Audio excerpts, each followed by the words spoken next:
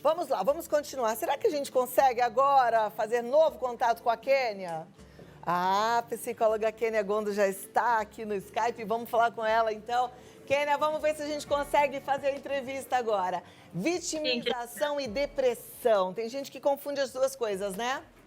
Sim, perfeito, Cláudia. Na verdade, a vitimização é um conceito que a gente utiliza para falar de um modo muito mal interpretativo. É como se a pessoa visse qualquer adversidade da vida como uma certa distorção cognitiva. Ela entende, Cláudia, que a culpa é sempre do outro. Já a depressão, ela é uma doença mental séria. Então, a gente percebe que a distorção cognitiva é diferente.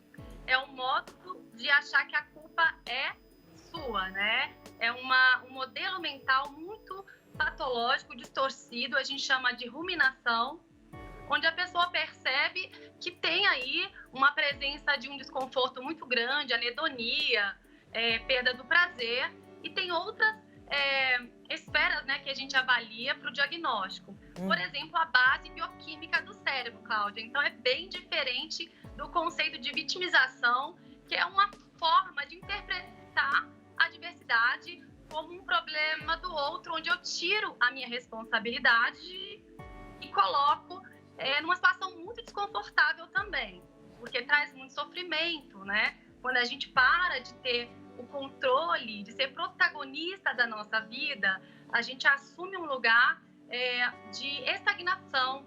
Então, também, eu digo que possa ser muito próximos, então, quando a gente observa até mesmo o curso. Porque na vitimização, Cláudia, o modelo não é pontual, tá?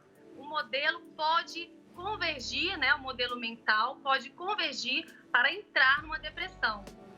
Entendi. Agora, eu achei interessante que você falou como se a pessoa que vivesse a vitimização, ela não conseguisse de forma tranquila falar assim, tá bom, tá, eu não sou vítima, tô entendendo. Não, ela vai agindo, é como se fosse uma patologia, é isso?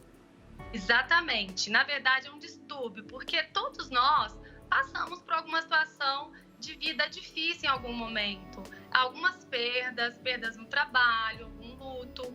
E como a gente se percebe frente a essas adversidades, é que faz com que nós tenhamos uma plasticidade neuronal, que nós sejamos mais saudáveis, ou em alguns casos, a gente acredita que é formado um modelo de distúrbio mental.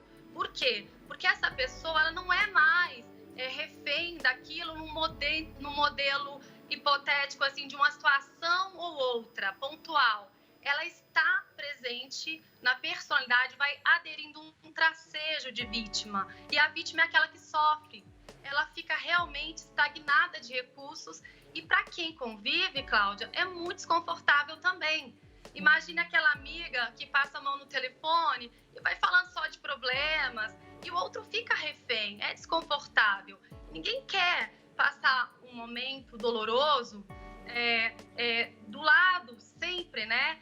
Na verdade, não algo pontual, mas de um negativismo que carrega o dia. Então, as pessoas vão saindo dessa responsabilidade, vão entendendo que essa pessoa está extrapolando um pouco e ela vai se sentindo sozinha. Então, ela tem problemas na coletividade, né, no meio social, ela vai tendo problemas emocionais, porque ela vai entrando naquele sentimento de defectividade, eu sou defeituoso, ninguém gosta de mim, e ela vai entrando em alguns modelos que são muito estruturados, muito crônicos.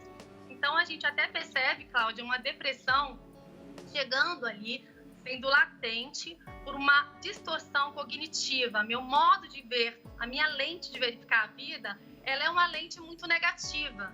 Eu não consigo resolver as minhas questões. Existe uma paternalidade, né? Ela quer ser ajudada o tempo todo, acolhida. E essa presença do afeto do outro, ela assume, Cláudia, um lugar muito importante que é de ganho secundário. Então, se a pessoa não ficar atenta, que ela está o tempo todo sendo gratificada, recompensada pelo outro, ela vai entrando também nessa esfera, nesse modelo de funcionar, de dependência emocional, às vezes financeira, e ela paralisa. Então, a gente percebe uma pessoa que parou, né? Ela perdeu a sua capacidade produtiva, a sua autoestima, a sua autoconfiança diante a uma situação ou outra que ela não conseguiu elaborar, entende? Interessante demais. Isso traz pra gente uma reflexão, né? Quantas vezes a gente é inflexível com alguém? Eu mesma já me peguei nesse modelo de falar assim, pô, não é possível que essa pessoa não aprende. Tudo que acontece de ruim, a culpa é do outro. Perdeu o emprego porque o chefe não era legal, brigou com a fulana porque ela que não prestava, perdeu dinheiro ali porque a pessoa não soube administrar. Quer dizer, a pessoa só perde e nunca se coloca na responsabilidade. Eu muitas vezes fui inflexível, fui meio impaciente até de falar assim, presta atenção, e você? Por que você não fez diferente? E na verdade, pelo que você está me falando, a pessoa ela tem um distúrbio e ela não consegue enxergar como eu consigo enxergar. Aquilo que é claro para mim, quem tem a vitimização como distúrbio tem dificuldade de ver, é isso? Então, exatamente, Cláudia, a gente percebe que tem a vitimização, vitimismo, né, que é o sentimento de eu sou uma pessoa muito complicada, que o outro não me dá aquele cuidado. Ela começa a entrar nesse mecanismo, mas ele pode ser tanto consciente quanto inconsciente. Então, como que a gente percebe isso? A gente percebe que na vitimização mais crônica, a pessoa já não consegue elaborar. Então, uma amiga, quando fala, olha, você extrapolou um pouquinho, eu acredito que essa pessoa está passando por uma dor, faz sentido a gente ter essa empatia, porque alguns momentos são dolorosos mesmo na vida. E a gente é humano, nós somos falhas, muitas vezes nós nos colocamos no lugar de vítima, sim. Porque a gente quer aquele calor humano, a gente percebe isso nas crianças, elas vão aprendendo a manipular para ter essa recompensa, muitas vezes afetiva.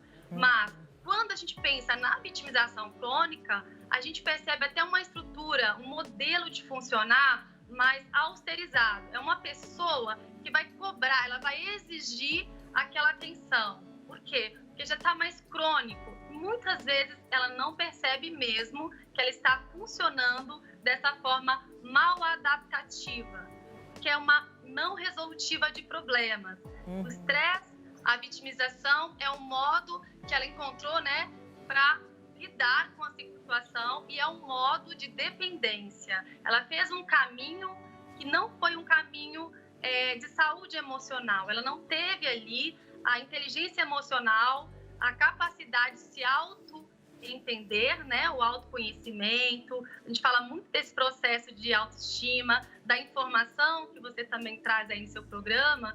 É muito importante que a pessoa compreenda o que acontece, quais são os sinais da mente dela, para que ela não seja uma pessoa funcional, uma pessoa que fica refém. Ela assume um sequestro emocional com ela mesma. Eu gosto de usar esse termo, Cláudia, por quê? Porque as pessoas se colocam reféns elas mesmas na vitimização.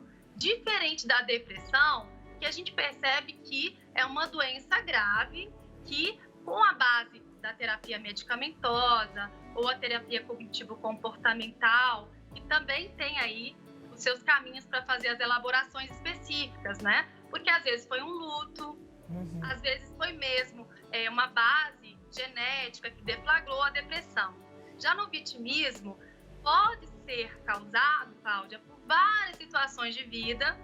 Essa pessoa vai enfrentando, às vezes, relacionamentos tóxicos, uma mãe narcísica que está sempre colocando o outro na situação de invalidação, nunca preenche esse lugar de o outro com respeito. E essa pessoa pode ter passado mesmo por várias situações em que ela se coloca como vítima, aquela que sofre. Mas, mesmo ela passando por essas experiências dolorosas, existe a possibilidade dela se refazer, de olhar para aquela situação, elaborar e perceber, né? Bom, como que eu estou me comportando? Como que está a minha fala? O curso da fala mostra muito o modelo mental da vítima, né? É sempre, eu não sou o problema é o outro. Se eu estou sem trabalho, o problema é do governo, que não está dando essa possibilidade. Se eu estou sem um relacionamento afetivo que eu goste, alguém que seja, que faça bem, uma saúde, né? Um relacionamento saudável, é porque não existem pessoas assim para me relacionar. As pessoas são muito ruins. Então, ela vai assumindo sempre uma justificativa em relação ao problema que vem do externo. E ela assumiu ali com ela a improdutividade, a falta de protagonismo na vida. Então, ela se coloca refém dos próprios erros cognitivos. E é fácil tratar essas características? É fácil virar esse jogo? Então, fácil não é, Cláudia. Por quê? Porque normalmente quem tem essa doença, né, vamos pensar assim, quando a gente fala do mais crônico, ela vai precisar de informação. A gente pensa que a tecnologia está aí acessível, como nesse momento, para a gente levar informações, mostrar os sinais, não é? Que a pessoa precisa dessa ajuda, mas ela não se reconhece facilmente. Então, de repente, o olhar do outro. Quem sabe seria legal também, né? Se tivesse um amigo ou alguém da família que tivesse, de repente, despertado, identificado alguém assim, que estivesse nos ouvindo, a gente poderia até sinalizar que a postura adequada é ser sincero e falar, mostrar que essa pessoa ela está passando a maior parte do tempo se justificando e colocando a desculpa, a responsabilidade da vida dela no outro. E aí, com terapia, ela consegue melhorar. Ela consegue, por exemplo, se tem essa doença de forma crônica, ela consegue sair dessa situação. Exato, Cláudia. A terapia é um outro recurso muito importante. Por quê? Se ela assumir na psicoeducação, como a gente está falando aqui, olha, eu vou me flagrar mais. Quando eu estiver dando muitas desculpas, eu vou começar a notar por que eu estou me colocando sempre como vítima. Então, eu começo a notar isso, começo a me perceber. Mas, quando é algo muito crônico, ela já está caminhando sim para uma depressão. Porque ela já se invalidou tantas vezes que aquilo assumiu um curso automático, um modelo mental de funcional operante.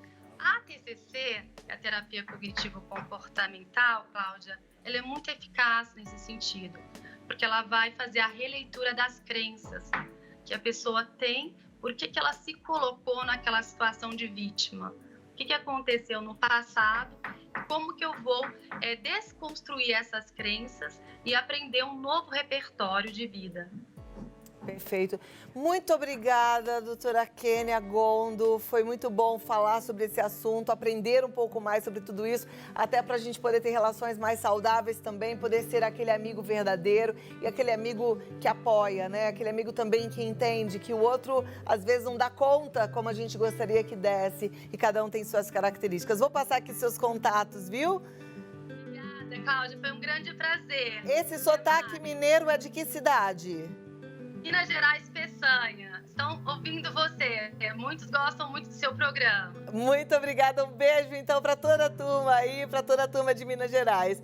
Olha, o site da doutora Kênia Gondo é vivapleno.com.br, no Instagram, @vivapleno. Entra lá e agradece, troca mais ideias e pergunte mais. Eu gostei muito do que a gente ouviu hoje. Muito boa reflexão, né? Assim é bom, a gente só vai aprendendo. Agora você vê, muitas vezes você está nessa situação, você está se colocando no papel de vítima faz tempo. Presta atenção no que ela falou. Às vezes você sai tanto do protagonismo da sua vida que você entra numa depressão e a coisa fica muito mais complicada. Então, se você está percebendo que, puxa, estou sempre culpando o outro, nada é porque eu que fiz, nada é responsabilidade minha, dá para você virar esse jogo? Vira, busque ajuda, tá bom? Para viver cada vez melhor.